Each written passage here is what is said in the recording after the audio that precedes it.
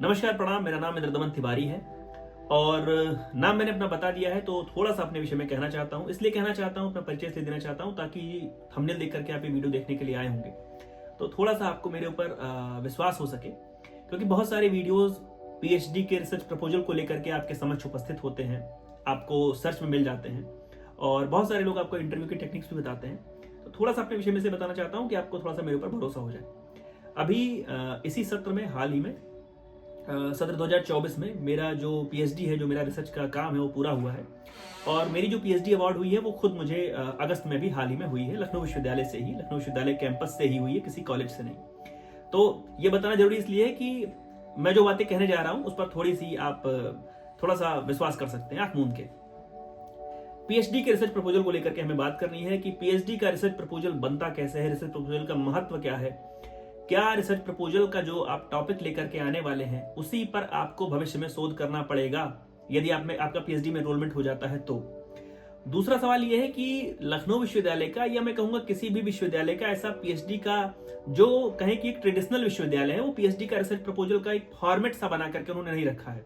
और ये एक चुनौती ही है आप लोगों के लिए कि आप कितना बेहतर करके लाते हैं, आप कितना सहेज कर, आप कितना ढूंढ कर, आप कितना चीजों को इकट्ठा करके और कम से कम शब्दों में, कम से कम पेजेस में आप उसको अधिक से अधिक प्रस्तुत कर पाते हैं, उस समस्या को, उस परेशानी को जिसको आप रिसर्च प्रपोजल कह रहे हैं। अगली बात यह है कि किस भाषा में होना चाहिए। अगर आप हिंदी भाषा में लिख करके आ रहे हैं तो क्या उसका असर कम हो जाएगा? अगर आप इंग्लिश भाषा में लिख करके आ रहे हैं तो इंग्लिश की भाषा किस प्रकार से होनी चाहिए? क्या आर्टिफिशियल इंटेलिजेंस को यूज करके, क्या चैट जीपीटी को यूज करके बनाना ठीक है या नहीं ठीक है? क्या उस पर इतना ध्यान दिया जाता है कि नहीं, या क्या ये केवल एक औपचारिकता मात्र है, पीपीटी लानी है कि नहीं लानी है?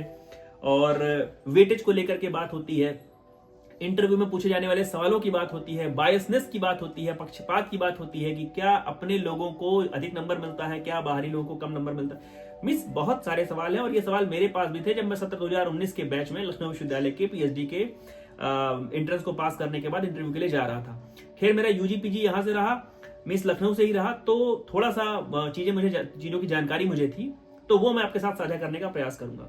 एक एक करके हम सवालों को लेते हैं। सबसे पहले पीएचडी के रिसर्च प्रपोजल को लेकर के कि पीएचडी का रिसर्च प्रपोजल या कहें मॉडल रिसर्च प्रपोजल कितने पेजेस का होना चाहिए। तो मैं ये कहूंगा कि 10 से तो ऊपर, 10 से ऊपर 15-20 तक आप रखिए। अब 10 से ऊपर 15-20 कहने का मतलब यह है कि अगर आपका प्रपोजल, आज ये वीडियो देख रहे हैं आप और आपने 21 पेजेस का प्रपोजल बना दिया है, तो उसमें कोई घबराने, परेशान होने की बात नहीं है, वो भी ठीक है। लेकिन आप उसको बहुत पूरा सिनॉप्सिस जैसे 30-40 पेज का बना करके लाते हैं, जैसा आप अपने पीजी के डिसर्टेशन के समय करते हैं, तो वैसा बिल्कुल नहीं करना है। तो प्रयास ही करिए कि 10 से अधिक, लेकिन 15 पेजेस में, 20 पेजेस में अपनी बात को खत्म कर दीजिए। अच्छा, एक रिसर्च प्रपोजल में क्या क्या चीजें होनी चाहिए? अगर मैं मैंने अपना खुद का रिसर्च प्रपोजल लिया हुआ है, अगर मैं उसकी बात करूं, तो मेरे पास जो रिसर्च प्रपोजल है उसमें मैंने सबसे पहले अपना इंट्रोडक्शन दिया। अपना इंट्रोडक्शन का मतलब कि अपने टॉपिक का इंट्रोडक्शन। अब मान लीजिए आप हिंदी में, सोशियोलॉजी में, सोशल वर्क में, लॉ में, किसी भी स्ट्रीम में अपना रिसर्च प्रपोजल बना रहे हैं, तो सबसे पहले जो आपने एक टॉपिक चुना हुआ है, उस टॉपिक का सबसे पहले आप इंट्रोडक्शन लिखते हैं, उसका परिचय देते हैं। उस परिचय देने में आप ये बताते हैं, अच्छा एक बात और बड़ी कमाल की है कि आपको अपनी समस्या को इस प्रकार से प्रस्तुत करना है, सामने जो इंटरव्यू का पैनल बैठा हुआ है उसके सामने इस प्रकार से प्रस्तुत करना है कि उनको इस चीज का आभास हो जाए, उनको इस चीज का एहसास हो जाए कि अगर इस विषय पर, अगर ये जो सामने भाई बोल रहे हैं या जो सामने से बात कही जा रही है रिसर्च प्रपोजल को लेकर के, अगर इस विषय पर इन्होंने शोध नहीं किया तो दुनिया ठहर जाएगी, तो चीजें रुक जाएंगी। मीन्स इतनी ज्यादा आपको सघनता से, गहनता से और बड़ा सूक्ष्म विश्लेषण करते हुए अपनी चीजों को रखना है। मतलब उनको, उनके दिमाग में, जैसे हम तो समझ ही रहे हैं कि भाई ये मेरे लिए प्रॉब्लम है, तभी मैं उस पर रिसर्च प्रपोजल बना करके लेके जा रहा हूं, लेकिन आप सामने वाले के मन में ये बीज बो दीजिए कि ये जो समस्या है ये उनके दिमाग में भी समस्या के रूप में चलने लगे, वो आपसे प्रभावित हुए बिना ना रह पाए। ऐसा मैं क्यों कह रहा हूं?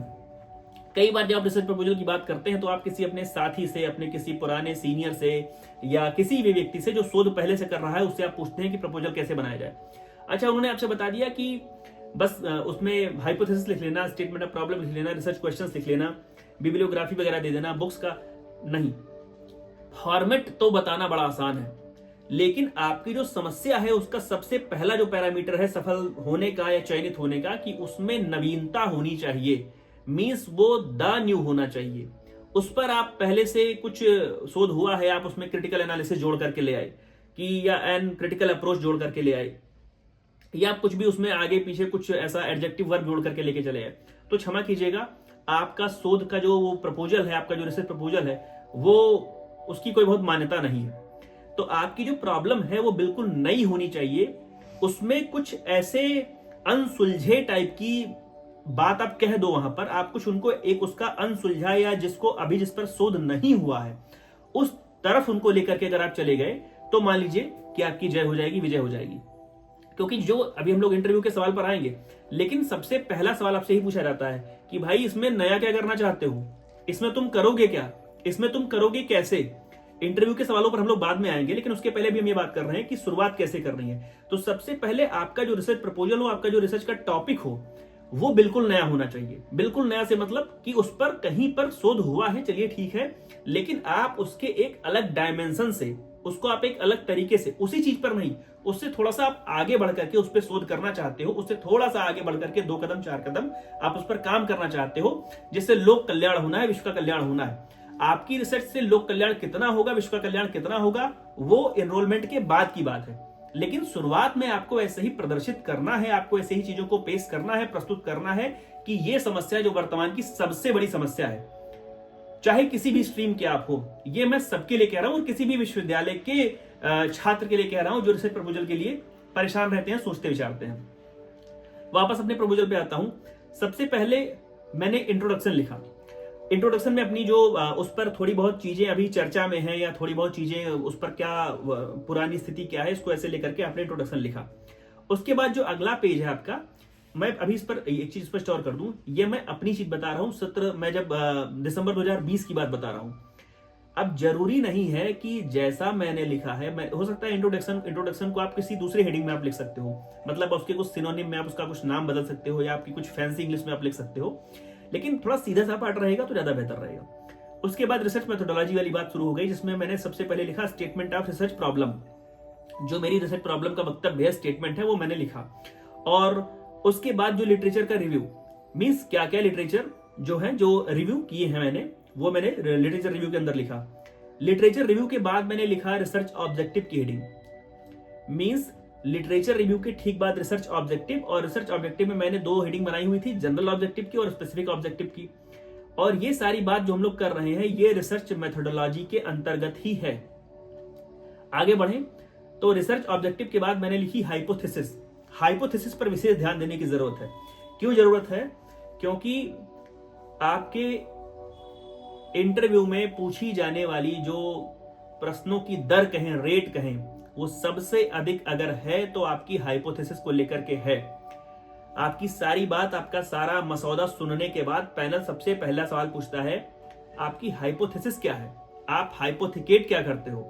और इस बात की तस्दीक आप ऐसे ही कर सकते हो कि आपके जानने में जो लोग कहीं से भी पीएचडी कर रहे हैं, उनसे पूछिए कि उनके इंटरव्यू में उनसे क्या चीजें पूछी गई थी, वो आपसे बताएंगे कि मेरा हाइपोथेसिस मुझसे पूछा गया था। क्या चीजें और पूछी जाती हैं, उसको लेकर के हम लोग आगे बात करते हैं। हाइपोथेसिस के बाद हम जब आगे बढ़ते हैं, हाइपोथेसिस के बाद जब हम आगे बढ़ते हैं तो आपके लिए जरूरी है वो है रिसर्च क्वेश्चंस। रिसर्च क्वेश्चंस का मतलब वो सारे क्वेश्चंस जिस पर रिसर्च बेस्ड होगी। तो रिसर्च क्वेश्चन कम से कम 4 से 5 बना करके लेके जाइए, और बहुत ही स्मार्ट तरीके से बना के लेके जाइए, जिससे कि आप इन रिसर्च क्वेश्चंस के माध्यम से उनके मन में, मींस पैनल के मन में क्वेश्चन पैदा कर दे कि हाँ भाई, ये चीज जो बता रहा है इस पर शोध होना ही चाहिए, इस पर मैंने तो शोध सुना नहीं है, पहले हुआ है, या इस पर मैंने नहीं सुना है कि कुछ रिसर्च हुई है, या इस पर नया काम हुआ है, ये नहीं सुना है मैंने। उसके बाद जो सबसे जरूरी चीज है, यहां पर ध्यान देने की बात है, टेंटेटिव चैप्टराइजेशन। इसका मतलब क्या हुआ भाई? टेंटेटिव चैप्टराइजेशन का मतलब यह है कि अगर पैनल ने आपको मौका दे दिया, अगर आप सफल हो गए, तो आप शुरू में ही एक टेंटेटिव मतलब संभावित चैप्टराइजेशन उनको बता देते हो कि मैं जो बाद में शोध करूंगा, थीसिस लिखूंगा, वो मेरी 7 चैप्टर की रहेगी, 6 चैप्टर की रहेगी, 5 चैप्टर की रहेगी, जो भी हो, कम से कम 5 तो होनी चाहिए, 5 6 7 8 जो भी चैप्टर की होनी चाहिए, मतलब होगी। उसमें आप ये लिखते हो कि पहले चैप्टर में मैं ये लिखूंगा, दूसरे चैप्टर में मैं ये लिखूंगा। ऐसे करके आप उनको एक टेंटेटिव चैप्टराइजेशन भी देते हो कि भविष्य में मैं जब इस संस्थान में शोध करना शुरू करूंगा तो मेरा जो चैप्टराइजेशन है वो इस प्रकार से रहेगा। रही बात चैप्टराइजेशन की कितनी होनी चाहिए कितनी नहीं होनी चाहिए, तो वो कोई बहुत ज्यादा उसमें समस्या वाली बात नहीं है। वो बाद की चीजें हैं, आपके और आपके गाइड के अंडरस्टैंडिंग के ऊपर है, आपके और आपके संस्थान के ऊपर है कि वो 5 चैप्टर 6 चैप्टर 7 चैप्टर का जो भी उनके यहाँ मॉडल चल रहा हो उस प्रकार से वो चीजें हो जाती हैं। टेंटेटिव चैप्टराइजेशन के बाद हम आगे बढ़े तो चैप्टर्स की बात आप करते हैं, उसके बाद साइटेशन का मोड आपका क्या रहेगा वो भी आप वहां पर लिखते हो, mode of citation. Sources of data, data का सोर्स क्या रहेगा, डेटा कहां से आप जुटाओगे, वो सोर्स वो स्रोत भी आप वहां पर नोटिस मेंशन करते हो। उसके बाद जो रिसर्च की मेथोडोलॉजी है बहुत ही जरूरी है, बहुत ही सवाल इससे पूछा जाता है रिसर्च की मेथोडोलॉजी पर। रिसर्च की जो आपकी पद्धति रहेगी वो क्या रहेगी, वहां पर रिसर्च की जो मेथोडोलॉजी है वो डॉक्ट्रिनल रहेगी, नॉन डॉक्ट्रिनल रहेगी, एनालिटिकल रहेगी, इस प्रकार से आप वहां पर लिखते हो। उसके बाद आप लिखते हो scope and limitation. Scope and limitation की आप हेडिंग डालते हैं और आप अपना स्कोप बताते हैं, अपनी स्टडी का शोध का अपना स्कोप बताते हैं और जो उसकी लिमिटेशंस है वो आप बताते हैं उसमें। और सबसे लास्ट में जो चीज है आप उसका कंक्लूजन, एक सामान्य सा जो कंक्लूजन वो है वो आप देते हैं। ये मैं अपना बता रहा हूं, जब मैं मेरी जो ज्यादा स्पष्ट इसलिए करने की जरूरत है बार बार क्योंकि ताकि आप थोड़ा सा मुझसे कनेक्ट कर सकें, जुड़ सकें। 15 दिसंबर 2020 को मेरी जो पहले साल की पीएचडी की फीस है वो सबमिट हुई थी। 20 दिसंबर 2020 के पहले की मेरी ये सारी चीजें हैं जो मैं आपके सामने बता रहा हूं। उसके बाद अगर हम कुछ और प्रपोजल देखें, कुछ नए प्रपोजल देखें, उसमें भी वही सारी हेडिंग्स है। इंट्रोडक्शन है, specification of broad field study है, उसमें आप स्कोप को डिफाइन करते हो, लिटरेचर रिव्यू को डिफाइन करते हो, उसका लीगल फ्रेमवर्क देखते हो, या अगर आप किसी और विषय के हो तो उसका जो आपका वहां का फ्रेमवर्क रहा है आप उसको ग्लोबल फ्रेमवर्क कह लीजिए या उसको इंडियन फ्रेमवर्क कह लीजिए, इस प्रकार से आप चीजें देखते हैं। फिर उसमें आप आगे जब बढ़ते हैं तो जो क्या कहते हैं उसकी इंपॉर्टेंस क्या है, उसके रेशनल्स क्या है, इस प्रकार से चीजें हैं। लिटरेचर कौन से अवेलेबल है, अच्छा बुक्स आर्टिकल्स पेपर्स ये भी लिखने होते हैं, मैं पहले वाले में भूल रहा था, आपको लास्ट में बुक्स लिखनी होती हैं, आर्टिकल्स पेपर्स लिखने होते हैं, और जो ऑनलाइन रिसोर्सेज हैं आप कहां से ला रहे हो वो सारी चीजें लिखनी होती हैं। और मैंने जैसा कहा मेथड स्कोप ऑफ स्टडी में चीजें आप लिखते हो, जस्टिफिकेशन वगैरह। मैंने कंक्लूजन लिखा हुआ था, किसी और ने जस्टिफिकेशन लिखा हुआ। अच्छा ये तो बात हो गई एक सामान्य से फॉर्मेट की। वापस उस प्रश्न पर आते हैं, रिसर्च प्रपोजल वाले प्रश्न पर। रिसर्च प्रपोजल का जो मतलब है, कहें कि रिसर्च प्रपोजल का आखिर लाभ क्या है, फायदा क्या है। देखिए आप यूजी कहीं से करके आए हो, पीजी कहीं से करके आए हो, स्नातक और परास्नातक आप कहीं से करके आए हो सकता है आप नेट हो सकता है आप जेआरएफ हो सकता है आप नेट जेआरएफ ना हो, जो भी 70 में से 35 के ऊपर लाया है लखनऊ विश्वविद्यालय के एंट्रेंस में या कहीं पर जो भी उनका एक पैरामीटर है और जो इंटरव्यू के लिए जा रहा है उसी पैरामीटर पे आप अगर खरे उतरे हो तो मींस आपका 70 में से 35 36 नंबर भी हो सकता है, आपका 70 में से 70 और 69 68 नंबर भी हो सकता है। तो रिटन में किसके कितने मार्क्स हैं वो तो भविष्य के गर्भ में है, छुपा हुआ है। आप इस इंटरव्यू को बिल्कुल सामान्य बना करके मत आइए, या आप ये मत सोचिए कि रिसर्च प्रपोजल तो बस मेरी एक वाक्पटुता को देखना है या मेरा वाक चातुर्य कैसा है, मेरा वाक विन्यास कैसा है, मैं कैसा बोलता हूं, मैं कैसा दिखता हूं, या मैं कैसी दिखती हूं, या मैं कैसा बोलती हूं। नहीं, ये सब देखने के लिए आपको नहीं बुलाया जा रहा है। आपका इंटरव्यू किया ही इसलिए जाता है, आपको बुलाया ही इसलिए जाता है कि आपके विषय को समझा जाए। देखिए अगर आप कल को एक संस्थान में असिस्टेंट प्रोफेसर हैं, एसोसिएट प्रोफेसर हैं या प्रोफेसर हैं, आपके अंडर सीटें हैं, आप अगर कहीं पर इंटरव्यू के पैनल में बैठे हुए हैं तो आप भी किसी ऐसे व्यक्ति को ढूंढेंगे, आप भी किसी ऐसी रिसर्च को, ऐसी किसी प्रॉब्लम को ढूंढेंगे कि आप चाहेंगे कल को अगर ये मेरे साथ शोध कर रहा होगा तो इसका तो भला होगा ही होगा, मेरा भला होगा, संस्थान का भी भला होगा। समझिए इसके महत्व को। तो अगर आप प्रॉब्लम को ऐसे ही नॉर्मली या सामान्यतया कैजुअली आप लेकर के चले आए कि आप हाँ ठीक है बस एक फॉर्मेट बना लिया, उसमें हाइपोथेसिस लिख दी, लिटरेचर रिव्यू लिख दिया, बुक्स रेफरेंसेस डाल दी और फिर चलेंगे और फिर अपनी बात से अपनी कुछ मतलब थोड़ा सा कहें कि इंग्लिश में बोल करके या स्मार्ट तरीके से बोल करके रिझा लेंगे, तो ऐसा नहीं है, ऐसा बिल्कुल नहीं होने वाला है। आपसे केवल और केवल आपके रिसर्च बेस्ड चीजें पूछी जाती हैं, आपके केवल रिसर्च प्रॉब्लम से मतलब होता है, तो प्रॉब्लम बहुत बढ़िया बना करके लाइए, नई प्रॉब्लम। दूसरी बात यह है कि रिसर्च प्रपोजल जो हम जिस विषय पर लेकर के आ रहे हैं क्या उसी पर हमको शोध करना है।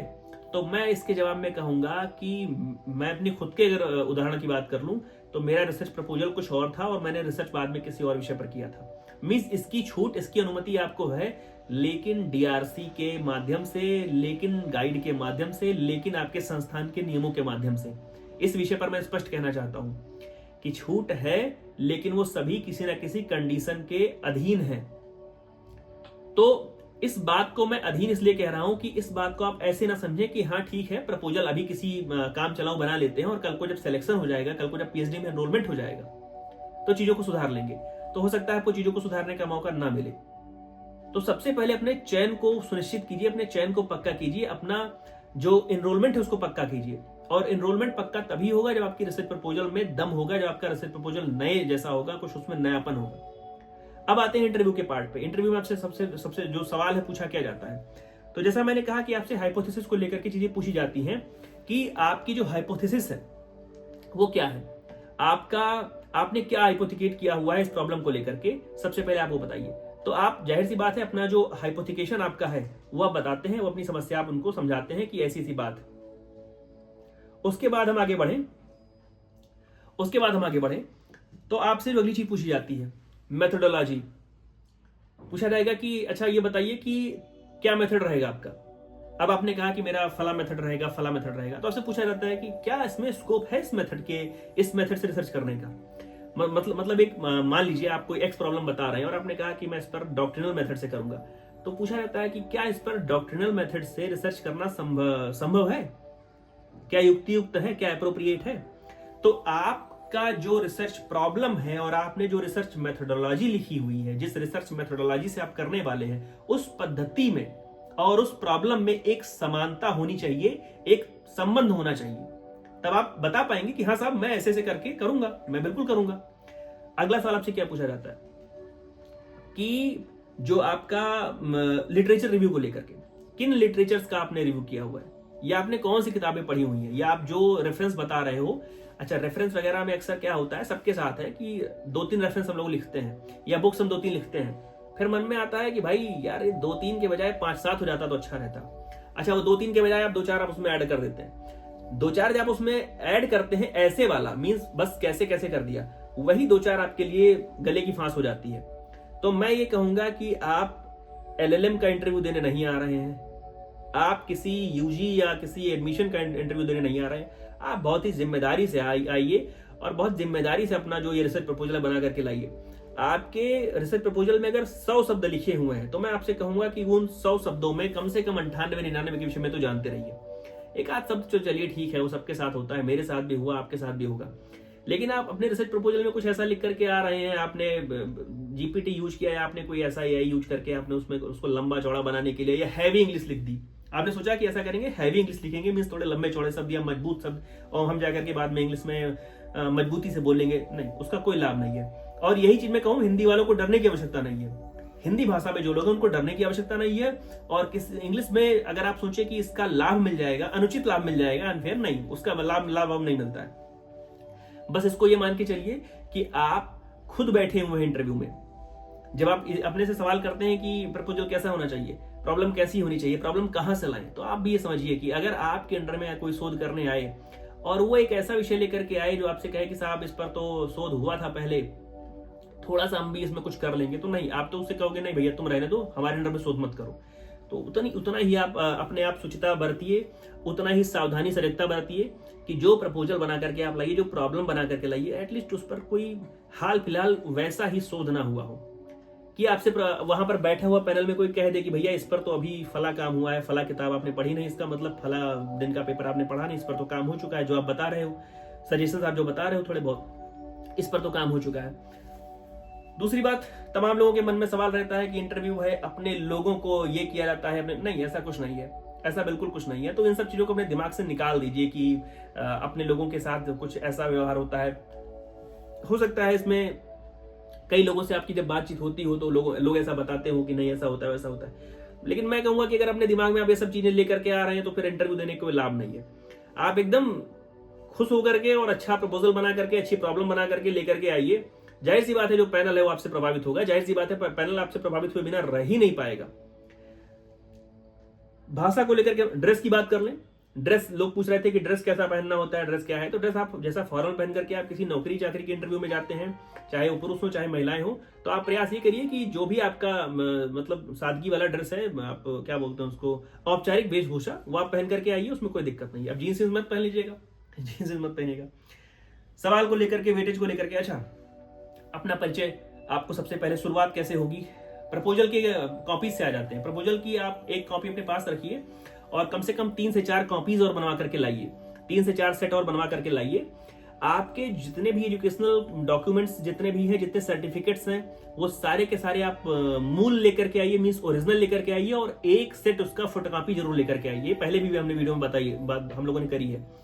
अच्छा, सारा का सारा जो आपका डॉक्यूमेंट है वो एक सेट आपके पास रहेगा, फोटोकॉपी और ओरिजिनल रहेगा।